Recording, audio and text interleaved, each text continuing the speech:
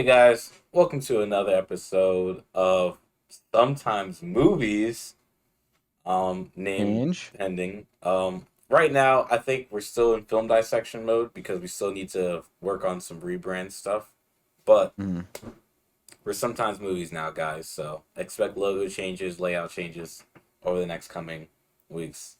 But as always, we are your hosts, Yusef Shah, Tim Gagen. Bryan Jiminez. and today we're reviewing Marvel's Spider-Man No Way Home. And boy, was this one of the best Spider-Man movies I've ever seen in my life. This Could, I think, potentially be the best live action one. Highly anticipated. People were hyping up since it first came out. It first got moved because they moved the dates were moving around a lot. I forgot that they moved it around. yeah, COVID, man. Post-COVID messed But up. I saved a bunch of stuff on Instagram that I saw. It's doing really well in the box office. It has the third best opening night of all time, behind Endgame and The Force Awakens. that's always going to happen with Marvel. Any big franchise will always continue to make more and more money, no matter what. But it's also nice that this is like since COVID. That's true. Theaters being more open now again. My COVID. My theater was packed. Like, it was Ours was too. packed as fuck, bro. And I don't really. That was a nice feeling. That was a nice feeling. Let's talk about that theater felt ambience, weird. man. That theater vibe, like when, everybody's clapping, cheering, like that is nice, bro. It's nice to have that back. Yusef, I don't know about you. You heard that, dude. There's a dude in like the front left, and it was like a more emotional scene going on, and it was like I could tell by his voice it sounded like a big black dude. And he was like, "I'm gonna cry," or said something like that. Did you remember hearing that, Yusef? I don't remember hearing that, but I like that you said I could tell by his voice it was a big black dude. I just knew by like his tone, it was a big black dude. He was like, "I'm gonna cry." I hope that man was a tiny Asian man. I really hope it was. Did you guys see any Spider-Man? Anybody dressed up as Spider-Man? There was a guy right in front of us was dressed up as Spider-Man. Ain't no way. Yeah, I saw a couple actually. Mm-hmm. Damn. It was pretty funny. They were walking out when I was walking in. Let me tell you, I was really. We got our own Spider-Man right here, though. We got our own Miles Morales. Disney. Ooh. I mean, he just showed up. I mean, they're talking about, you got the new Marvel thing. I mean, you can't exactly say anything yet because you can't confirm or deny anything. But we do got Miles Morales. I'm just saying, maybe Miles Morales is here. You can't confirm or deny. That's how Disney works. Now I have a pair of Tims, and I'm not saying Disney gave me the pair of Tims for the role of Miles Morales, but they potentially, maybe, gave me a pair of Tims after they cast me as Miles Morales. So I don't know. If y'all see me swinging through New York, hey, keep it on the low, keep it on the low, you know what I'm saying? Like, keep it on the low. Don't let them know what we get into. Just keep a lookout for that. Keep an eye out. You know who else had Tim's in the new movie? Who? Jamie Foxx. No cap. They gave that man Tim's. Yeah, they gave that man a whole redesign, and I'm so glad for that. The redesign they gave him was fucking epic. Mm-hmm. Can we talk about something I don't like about the Disney Spider-Man movies? There's too much CGI. And some of the shots don't look as good as in the Raimi films or even in the Amazing Spider-Man films because there's just a ridiculous amount of CGI. Like, Tom Holland's the only one to not wear a real suit. His suit is CGI. The rest of their suits are all real. Toby's suit is real. Andrew's suit is real. And the shots of him swinging are green screen. But he's still, swinging on shit. Tom Holland is completely CGI. Right. And that bothers you? A bit, yeah. Because I feel like the shots just don't look as good as, just the swinging shots especially, don't look as good in the Disney films as they do in the Raimi. I did watch the original, 2002 Spider-Man the other day. And it was a little bit more dated than I remember being, but it's still good.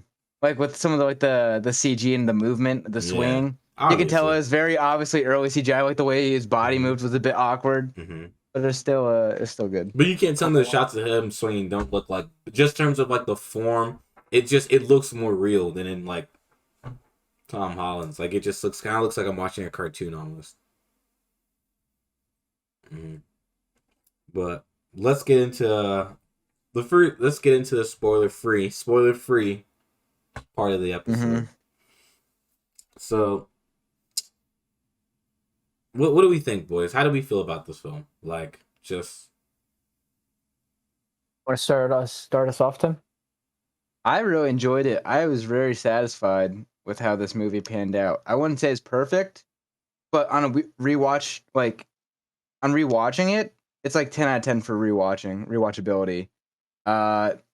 It was really, really good. mm-hmm. There were some minor like details that I think could have been improved, but like I still really enjoyed it, and I think it was really good and potentially my favorite live action Spider-Man, to be honest. It's definitely up there.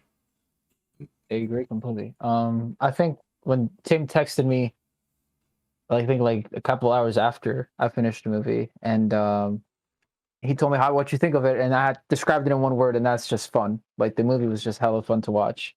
Mm-hmm. Me and Yusef, we saw it.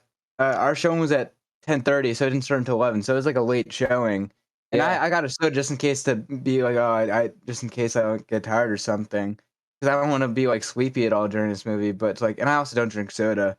But I was never tired or anything at all. I was very much engaged, and everything went by really quickly. It never felt slow or anything. I don't think you could get tired during this movie. That's how like engaging there is. Like I don't think there's ever a point. Not to keep beating a dead horse, but let's talk about James Bond for a second. There's dull points in that movie where you can just tune out. And these are around the same length as well, I think. Exactly. And you're right. These are around the same length of film. You can tune out, wake back up when something interesting happens, and not miss anything of the story. There's like no moment you can tune out. Your eyes are glued to the screen for every second of this film. And here's the issue. James Bond felt very slow. This movie, I couldn't even tell was 2.5 hours. The pacing is excellent in this film. It doesn't feel overly slow or overly long. It's paced perfectly, in my opinion. And I have a feeling that all of us here agree that this is probably Tom Holland's best Spider-Man. Easily. The other two Tom Holland movies don't even touch this one. They don't even touch it. It's not close. Because I liked Homecoming. Homecoming is a nice little, Spider-Man, high school, nice. For the kids. Far From Home, one of the worst movies ever. Far From Home is not only one of the worst Marvel movies I've ever seen, it's bottom tier Spider-Man movie, bottom tier Marvel movie. Far From Home was incredibly bad. Damn. Homecoming was nice. It was, like I said, it's nice little thing for the kids, nice little thing for the family. That's right. This movie though, different level. This one's for the boys, for the men, and the women. We're not sexist around here. For the men and the women.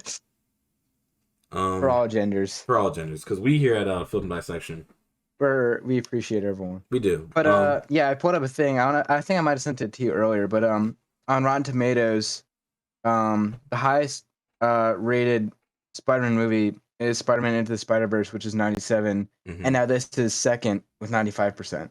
I will say, and then the third most is Spider-Man 2 with 93. Yeah, I saw that on Instagram actually. Someone took a screenshot of that and put them on Instagram. I saw that recently. Well, today, like a couple minutes ago. But what's interesting about this movie is I wonder if this movie like leans on fan service a bit too much. You know what I mean? Because it's fan service heavy. Super fan service heavy. And I wonder if that wasn't in there, would we be talking about this movie like the same way? Does that mean all the villains would be maybe just one or two? Granted, if we got rid of all the fan service, the storyline, I guess this movie doesn't exist because this movie is technically Spider-Man fan service. Like that's to boil it down. This movie is Spider-Man fan service, but done perfectly. I think. Yeah, it is. It's done in good taste. I will say that it's done in great taste. So it works. But I wonder if I don't see how you could be disappointed with how they presented it. Yeah, I agree. You can't. They did a great job. They did it because if anything, they kind of added on to what was already existing and kind of made previous things better. I think they use this movie to make Tom Holland. I think you guys ever follow wrestling? Do you know what it means to get someone over? Getting over means getting over means getting over with the fans means the fans love you. You're now a face. Like when the bad guy turns good guy, that's getting over with the fans. The fans now love you, and now you're a favorite. And I think there's a big split with Tom Holland as Spider-Man with the fanboys and just the casual Marvel fan. I think the casual, which is a lot of the Marvel movies are geared towards children and teenage girls, to say the least, who aren't really invested in the comics or the story, but just kind of you got the actors, it's a fun time. And Tom Holland, as we know, I think no one has issue with him being Peter Parker, but I think he just didn't feel he felt like Peter Parker. He didn't feel like Spider-Man. That was the issue. Is because he kind of felt like Iron Man 2.0. Yeah, because they kind of did a revamp of his story, and he always had the Avengers and everyone else kind of guiding him, and he never really had his own time to shine. Exactly. Really, it was just you're Tony. You were trying to be Iron Man in every way possible, even down to the suit you're wearing right now. Everything you have, you didn't go through the same struggle that all these other Spider-Men went through, which is why people kind of had and I think this movie helps get him over with the casual audience. So not casual, I mean the hardcore heavy Spider-Man fans who would just trash Tom for that. And I think now this felt like Tom's origin story. Homecoming was not his origin story. This one feels like it's his story. This is his. It's just kind of a lead up to his beginning. Exactly. This feels now he feels like Spider-Man. But he technically was Spider-Man, but he didn't really earn the title of being called Spider-Man until now. Yeah, I think now he's for sure earned it, and I don't think anyone could take that away from him. Yep, I agree with you guys completely on that. Yeah. Before he was kind of like an apprentice. Yeah. You know? Now he's his own. He literally got mentors. Really, he was mentored by probably all the Avengers, especially Tony.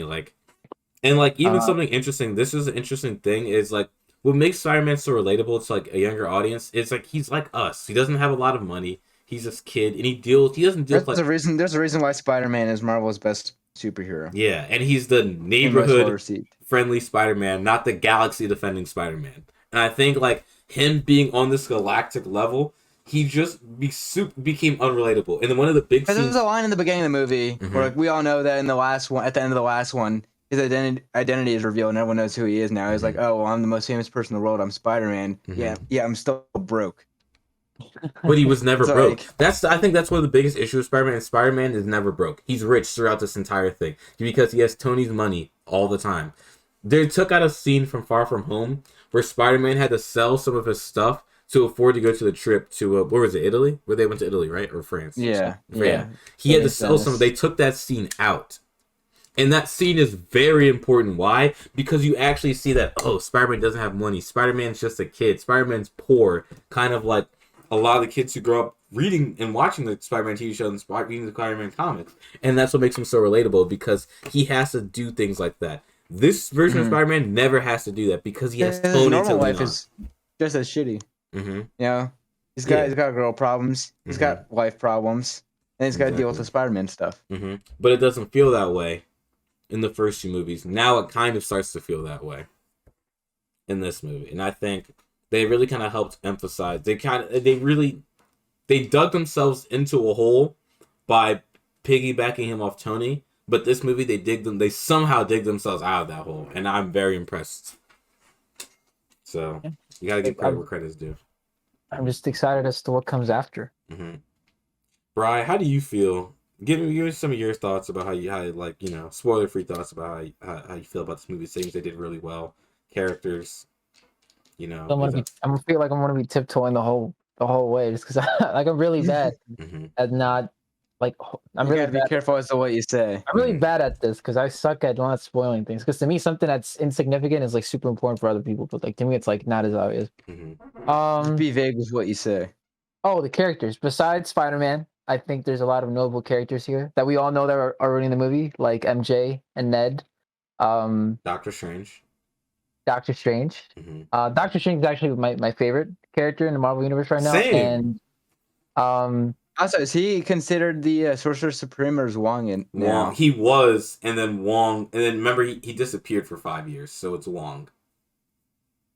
So Wong still got the title of Sorcerer Supreme? Yes. I guess so. Yes. But like none of them have like the time stone anymore, so you know Well, it's it kind of doesn't exist anymore. Also, the it time doesn't. stone. But like that was the one thing that to me was like, damn, you're the goat, bro. Like you got that. Well, he's also just like much better magic user than all of his counterparts, and he's also smarter than all of them. Thank you. The sarcasm in the movie was just amazing. Yeah. They had good chemistry. Oh, back to what I was saying though. MJ, Ned, and Tom. I feel their relationship felt stronger in this one. I feel like, especially with MJ. Yeah. For reasons that are obvious. I can't say what happens near the third act of the movie, but it comes full circle, it feels like. And like I said, that's why I'm very excited to see what comes after because of the way. Yeah, I saw some other stuff before that talked about how like, and I kind of agree on this point where it's like MJ's in other movies, but I didn't really feel that chemistry as well. But in this one, you do. Yeah, for sure. Which is good. I feel it was her. Previous movies. She was much more supportive, and that's because Tom obviously needed that support. And the fact that they're dating now, I think it shows that they can really like. Bro, stop reminding me. Stop reminding me. Tom says he wants to take a break to start a family. No, bro. First Rihanna and ASAP Rocky. Now Tom Holland and Zendaya. You can't keep getting away with it.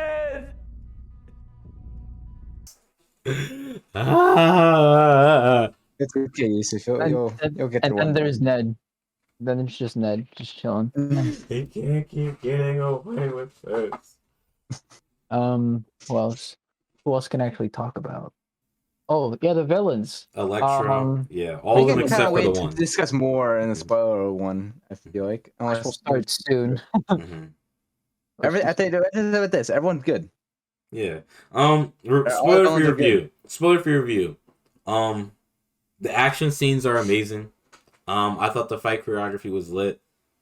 Story is fire. Tom Holland feels like Spider-Man now. Doctor Strange is the GOAT. Does that sound like a good spoiler for your review for everyone that we can all agree on? Yeah. Cool. Yeah. All right. So let's give our spoiler-free ratings because I'm gonna make this a separate video. So spoiler-free ratings. What are we giving it? Going to be the same as full review? It is, but we have to give the ratings. Just make 2 videos. I agree. We have to. So just separate it. So I'd say 9 out of 10. But I'd say 9 out of 10. But it's like something I can rewatch probably like anytime. I'm literally going to rewatch tomorrow. So yeah, I'm it's like, give it a 9. I'm gonna give it a 9. Even though I have like Dune at a higher rating compared to this by like 0.5, I think like this movie has much more of a rewatchability to it, and it just like it's because this movie it may not be like it's not completely perfect, but it's very very enjoyable. Well, Tim, this movie movies. Yeah, completely. This movie's rewatchable because this movie is a complete film. Dune is not a complete film. It literally ends on a cliffhanger. Like you don't know what happens. Okay, we're talking about Spider-Man. Let's not you guys do your review. Yeah. 9 out. I also agree. 9 out of 10. Good shit, Marvel. Great job, Tom Holland. Thank you. You'll get more of my money tomorrow. Tom Holland's a Tottenham fan, and I'm happy about that. He definitely is. He is. So love that man. All right. So now we're getting into the. Brian, you never gave your. He said 9 out of 10. 9 out of 10. Oh, I didn't hear you. Sorry. Yeah, no, we good. All right. So that was our spoiler free review. Now we're getting into the spoilers. Yeah.